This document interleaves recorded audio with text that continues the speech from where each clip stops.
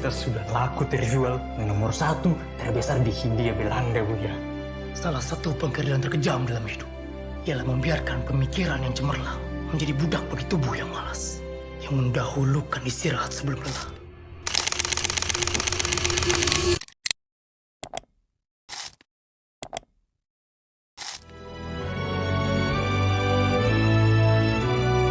Suatu kebanggaan karya saya dibaca oleh tokoh pergerakan terkenal seperti Bung Karno.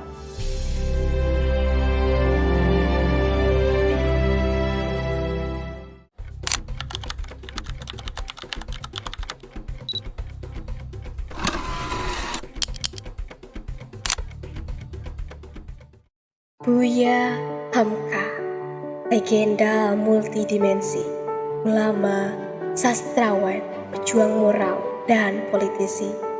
Lahir di nagari Sungai Batang, Sumatera Barat pada tanggal 17 Februari tahun 1908. Dengan nama Haji Abdul Malik Karim Amrullah, anak dari Syekh Abdul Karim Amrullah, seorang tokoh penggerak kaum muda pembaru Islam. Pendidikannya dimulai di surau dan sekolah agama, lalu merantau ke Jawa, bertemu tokoh nasional seperti Cokro Aminoto dan Ahmad Dahlan. Menimba ilmu di Mekah, ia mengkritik feodalisme kolonial lewat tulisan karyanya seperti Tenggelamnya Kapal Van der Wijk dan Di Bawah Lindungan Ka'bah pada tahun 1938, menjadi mahakarya sastra Melayu Indonesia yang menyelami konflik adat, cinta, dan keadilan. Aktif di Muhammadiyah, ia memperjuangkan pendidikan modern berbasis iman. Saat Indonesia merdeka, Hamka menjadi pilar moral bangsa. Di balik jeruji penjara rezim Soekarno, ia menulis Tafsir Al-Azhar, karya tafsir Al-Quran legendaris. Di akhir hidupnya, ia memimpin Majelis Ulama Indonesia yang disingkat MUI pertama, mengadvokasi Islam yang moderat dan progresif. Beliau meninggal pada 1981, warisannya abadi, pemikiran keagamaan, sastra agung, dan teladan integritas. Buya Hamka mengajarkan bahwa iman, ilmu, dan sastra adalah senjata mengubah dunia. Hidup harus berarti, meski hanya sepotong kata yang menginspirasi. Namanya tetap menyala cahaya bagi pejuang kebenaran di setiap zaman.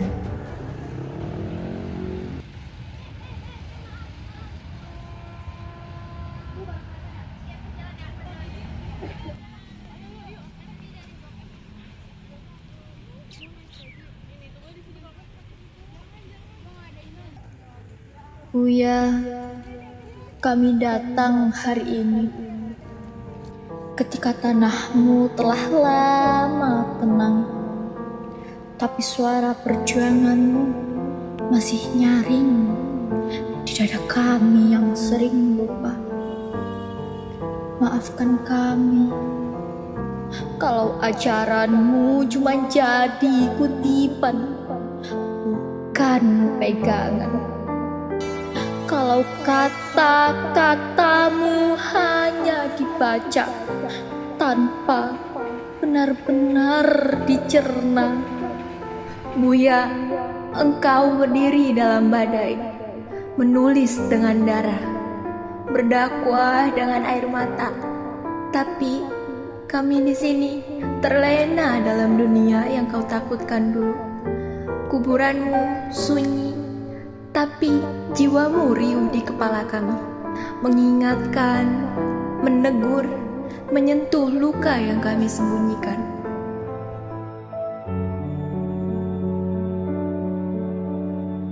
Warisan Hamka abadi, dari sastra yang menyentuh kalbu, tafsir yang mencerahkan, hingga teladan keteguhan.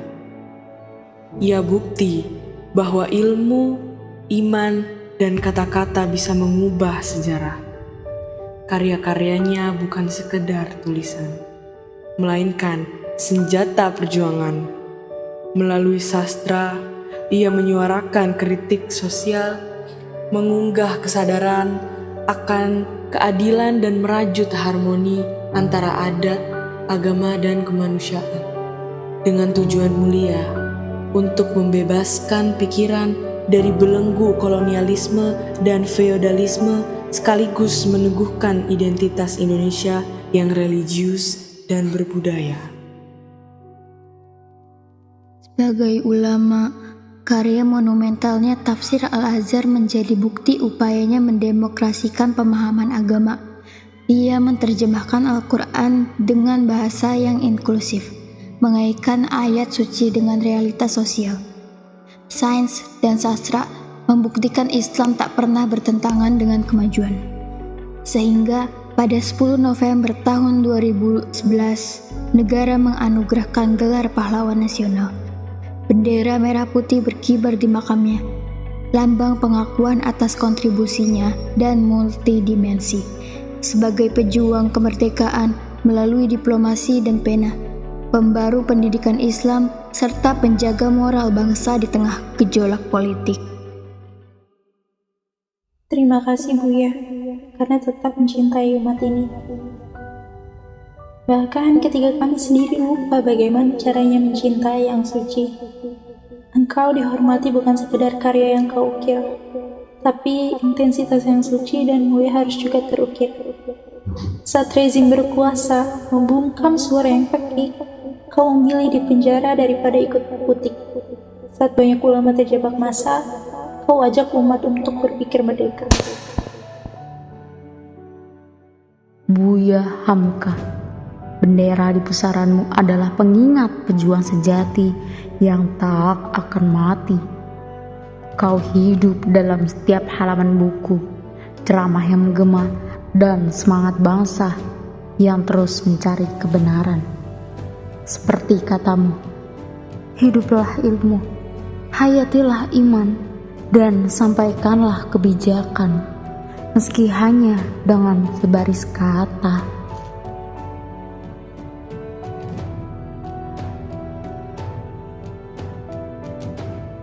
Tuhan, limpahkanlah rahmat-Mu untuk Buya Hamka. Sang pengukir kata-kata yang menyentuh langit atas segala ilmu, iman, dan karyanya. Semoga menjadi amal jariah yang terus mengalirkan cahaya penerang bagi bangsa Indonesia. Untuk Buya Hamka, dia yang mewariskan tenggelamnya kapal Van der Wijk bukan hanya untuk menghibur, tapi untuk mengajak kita merenungkan betapa sastra adalah doa yang diamini oleh rasa, akal, dan zaman. Kini, di antara gugusan bintang dan desau angin, harapannya tetap hidup.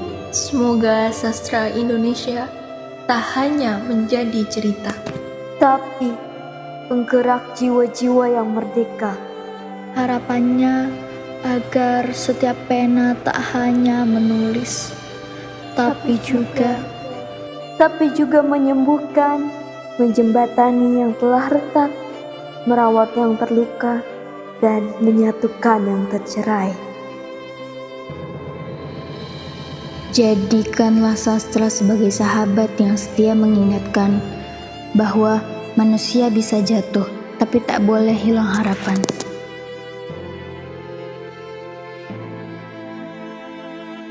Di ufuk masa depan, semoga sastra Indonesia menjadi lautan tanpa tepi.